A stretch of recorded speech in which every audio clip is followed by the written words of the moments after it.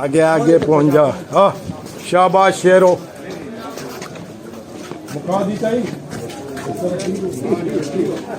बिस्मिल्लाहिर्रहमानिर्रहीम। अस्सलाम वालेकुम नाज़रीन, मैं हूं फ़याज़ महमूद और आप देख रहे हैं फ़याज़ महमूद यूट्यूब चैनल।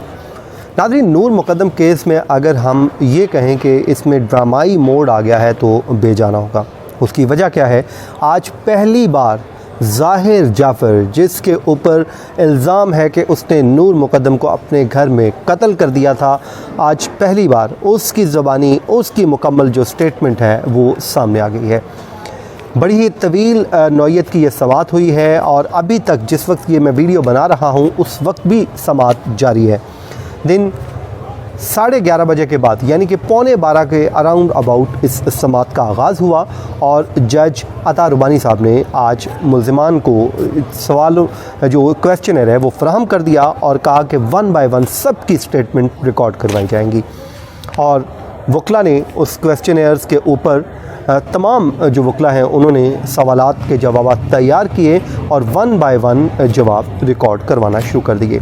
सबसे पहले जो है जमील खानसामा, उसकी जानिब से बयान हुआ। वो क्या हुआ वो भी मैं आपके साथ शेयर कर दूंगा और साथ ही साथ फिर इफ्तिखार चौकीदार, फिर जान मोहम्मद और उसके बाद थेरापी वर्क्स के मुल्ज़िमान ने अपने वो लैपटॉप पे सवाल जवाब तैयार करके कोर्ट को फराहम कर दिया सॉफ्ट कॉपी में।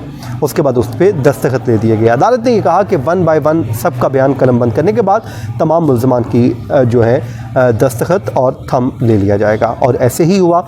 और लेकिन जब रिकॉर्ड किया गया ज़ाहिर जाफ़र का, क्योंकि पूरी अदालत को आज इस स्टेटमेंट में, जो उस भरी अदालत में लोग मौजूद थे जिसमें वकला की बड़ी तादाद मौजूद थी, मीडिया नुमाइंदान मौजूद थे, सबको इस स्टेटमेंट का इंतज़ार था क्योंकि ये बड़ी इम्पॉर्टेंट है और इस केस का मुस्तकबिल जो है वो तय कर देगी। नाज़रीन, इसमें 25 सवालात पूछे गए और उनके जो वकील हैं गिल साहब, वो जो एसोसिएट हैं सिकंदर जुल्करनैन के, उन्होंने आके सवालात के जवाबात रिकॉर्ड करवाना शुरू कर दिए। साथ जो ज़ाहिर जाफ़र है उसको अपने साथ खड़ा कर लिया और यूं उन्होंने सवालात के जवाबात रिकॉर्ड करवाना शुरू कर दिए। नाज़रीन, जो इसमें कुछ ऐसी चीज़ें हैं बड़ी इम्पॉर्टेंट हैं, लेकिन ज़ाहिर है ये मुल्ज़िम की स्टेटमेंट है तो आप इसको मुल्ज़िम की स्टेटमेंट के तौर पर ही लीजिए कि वो क्या कह रहा है। हतमी फ़ैसला इस स्टेटमेंट पे अदालत करेगी, आया कि ये स्टेटमेंट दुरुस्त है, सच है, झूठ है, क्या है। तो इस पे क्योंकि आर्गूमेंट्स होंगे और उसके बाद मामलात जो हैं वो आगे बढ़ेंगे। 376 जो ज़िना की यानी कि ज़्यादती की दफ़ात लगाई गई हैं, उस पे मुल्ज़िम ने ये जवाब दिया है कि हम लिविंग रिलेशनशिप में थे, हमारे फैमिलीज़ को मालूम था और इसी दौरान वो म्यूचुअल अंडरस्टैंडिंग में हुआ और उसको ज़्यादती नहीं आप कह सकते। और साथ ही साथ ये भी कहा कि फ्रांसिक में रेप जो है वो नहीं आया, इसमें नहीं हुआ कि मैंने रेप किया है। एक तो उसने ये जवाब दिया। उसके बाद जो है उनकी जानिब जो वकील साहब ने बयान कलमबंद करवाया उसमें बहुत तवील है, इसमें से कुछ मैं हिस्सा जो आखिर में लंबा जो एक क्वेश्चन है उसका जवाब जो है वो मैं आपके सामने शेयर कर रहा हूँ, बाकी मैं अगली वीडियो में आपके साथ शेयर कर दूँगा। एक तो जी उन्होंने तफ्तीशी अफसर को बार बार उस पे इल्ज़ामात की भरमार की है कि मिली भगत के साथ, बदनीयती के साथ मुझे इस केस में मुलव्वस किया गया है। ज़ाहिर जाफ़र ने कत्ल से बिल्कुल इनकार कर दिया है और उसका ये कहना है कि मुझे ये जो शौकत मुक़द्दम हैं वो बड़े ही बाअसर शख्स हैं और उनकी वजह से मुझे इस मुक़दमे में घसीटा जा रहा है। उन्होंने उन पे भी ये इल्ज़ाम आयद किया है। उसने ये अपनी स्टेटमेंट में कहा कि जो एक सवाल पूछा गया उसमें कहा कि ये बात दुरुस्त नहीं है, लेकिन फिर उसने कहा कि ताहम जो फ्रांसिक की एक रिपोर्ट आई है, हिस्टोपैथोलॉजी रिपोर्ट 12 अगस्त की वो रिपोर्ट है, वो जाहिर करती है कि उसमें जो नूर मुक़द्दम के जो स्टमक में एक या एल्वोलाई कोई इस तरह का वर्ड था, खैर मुझे नहीं आता, ये मेडिकल की टर्म है, उसमें से कहा जी कि एक फ्लूइड पाया गया था और ये उस वक्त बनता है जब कोई गैर कानूनी और बहुत ज़्यादा जो ड्रग है उस या नशावर चीज़ों का इस्तेमाल किया जाए। तो ये एक उसने कहा कि ये उसकी रिपोर्ट में आया है और ये बनता क्यों है, ये उसने उसकी वजाहत की है। फिर उसने कहा कि जी मैं बेगुनाह हूँ और तवील अरसे से नूर मुक़द्दम और मैं आपस में दोस्त थे और हम इकट्ठे जो हमारी दोस्ती है वो चल रही थी। फिर वो कहते हैं कि जी जो वकील साहब ने उसकी तरफ से स्टेटमेंट रिकॉर्ड करवाई, उसने कहा कि ये बात हमारे दोनों ख़ानदानों को, मेरी फैमिली के और नूर मुकद्दम की फ़ैमिली को भी मालूम था कि हम दोस्त हैं और हम एक दूसरे के पार्टी फंक्शंस में भी इकट्ठे होते रहते थे।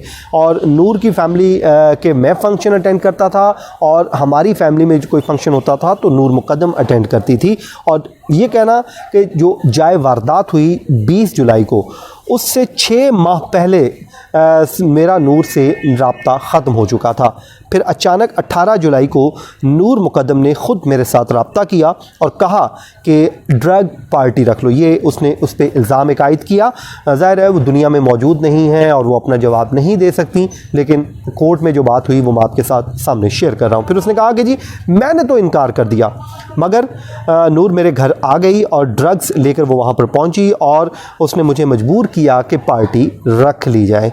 फिर उसने कहा कि जिस पे जज साहब यहाँ पर बोले और कहा कि वकील साहब आप ने जो बोल रहे हैं उसको साथ खड़ा करें और जो सुन समझ रहे, क्योंकि उसको बैठा दिया गया था ज़ाहिर जाफ़र को, क्यों ना। फिर उसी असना में निसार असगर साहब जो वकील हैं मुद्दई के, उन्होंने भी कहा कि आप जो बातें लिखवा रहे हैं ये कहीं आपका बंदा मुकर ना जाए।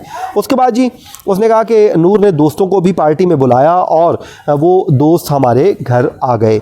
फिर वो कहता है कि जी मेरी अमेरिका की टिकट थी जो रवानगी के लिए 19 जुलाई की, और वो कंफर्म टिकट थी। मैंने 19 जुलाई को एयरपोर्ट के लिए निकलना था, मगर नूर ने कहा कि फ़्लाइट छोड़ दो। वो मेरे साथ अमेरिका जाना चाहती थी और इस मकसद के लिए उसने अपने जो कॉन्टैक्ट्स हैं उनके साथ रब्ता किया और यूँ उसने टिकट के लिए रकम का इकट्ठी करना शुरू कर दी। फिर उसने कहा कि जी जो टैक्सी ड्राइवर आया था मुझे टैक्सी में जिसने लेके जाना था, एयरपोर्ट पे छोड़ना था, उसको उसने भिजवा दिया। फिर 20 जुलाई को दोपहर के वक्त उसने एक दोस्तों को ड्रग पार्टी के लिए बुलाया और वो सब वहाँ पर आ गए। अच्छा जी, उसके बाद वो कहता है कि मैं घर पर अकेला ही था। मेरे वालिदैन जो हैं वो कराची में थे जब पार्टी शुरू हुई और मैंने भी दोस्तों के साथ मिलकर नशा शुरू कर दिया और मुझे बिल्कुल अपनी होश नहीं रही।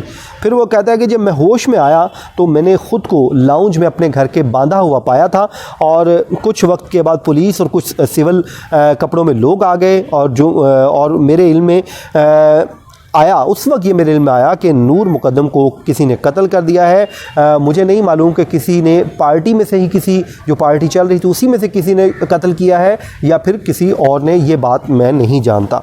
उसके बाद उसने कहा कि जी जो है वहाँ पे जो उसका सामान था उसमें उसने कहा जी अफसोसनाक जब वाक़या पेश आया तो ये मेरे घर पर ही पेश आया। पुलिस के आने से पहले मुद्दई मुकदमा शौकत मुकद्दम और उनके रिश्तेदार मेरे घर पर मौजूद थे, वो आ गए थे और वो इस वाक़े से मुताल्लिक बेहतर जानते हैं। फिर उसने कहा जी मगर इन्होंने उनसे तफ्तीश नहीं की। सोशल मीडिया पर एक प्रेशर था, उस प्रेशर के बायस शवाहिद से पहले ही मुझे जो है कातिल करार दे दिया गया। शवाहिद मेरे सामने रिकॉर्ड पे आने से पहले ही मुझे डिक्लेयर कर दिया गया कि मैं ही कातिल हूँ।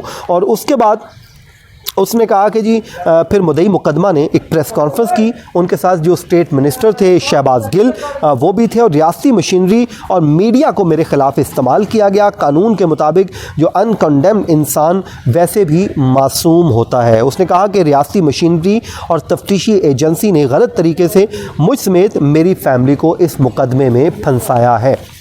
आखिर में जी वो कहता है कि वहाँ पे जब जाए वक़ुआ के वक्त जब उसमें हुआ तो एसएसपी मुस्तफ़ा तनवीर भी ने दौरा किया और वहाँ पर जो सामान पड़ा था नूर मुकद्दम से रिलेटेड जो चीज़ें थी वो तमाम वहाँ से इकट्ठी की गई और वहाँ पर ड्रग भी मिली। फिर एसएसपी ने शवाहिद मीडिया के सामने रखे। फिर रियासती मशीनरी हरकत में आई और उसने एसएसपी को फौरी तौर पर इस ओहदे से हटा दिया क्योंकि उसने ये बयान दिया था। फिर उसका कहना है कि ये जो तफ्तीश के दौरान और ट्रायल में भी नूर मुकद्दम की कोई जो उसकी जो साजो सामान था उसके साथ उसको माल मुकदमा का हिस्सा नहीं बनाया गया, केस प्रॉपर्टी नहीं बनाई गई और वो मेरे घर में 18 जुलाई से मौजूद थी और अपने घर उस दिन जिस दिन वो आई उस दिन आउट निकल आई थी, अपने फिर मेरे घर आ गई। इस्तगासा के केस के मुताबिक वो लाहौर भी गई 2-3 दिन के लिए, उसकी चीज़ें उसके पास थी। मैं मासूम हूँ, मुझे गलत इस केस में फंसाया गया है।